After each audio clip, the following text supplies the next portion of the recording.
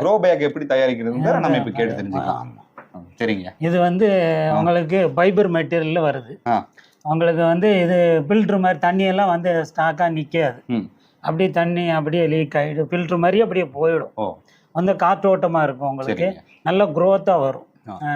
மேலே பார்த்துருப்பீங்க அந்த செடியெல்லாம். அதெல்லாம் இதில் வச்சு வந்தது தான். ரெண்டாவது வந்து இதில் எவ்வளோ அடி இருக்கு? 22ங்க. 22க்கு 22 ஒரு ஆளே உட்காரலாம். ஆனால் பெரிய செடியை உட்காருங்க. பார்த்தீங்களா?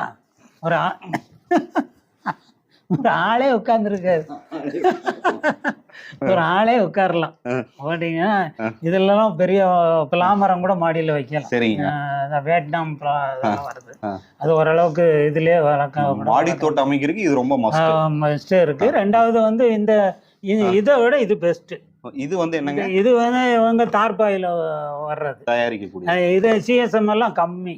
இது 400 சிஎஸ்எம். அது எடுத்து பாத்தீங்கன்னா வர இது பண்ணாது. நல்லா கூட பியாது. ஐயா இருங்க. நல்லா இழுங்க. நல்லா இழுங்க. வர்றது இல்ல. வராது. சரிங்க.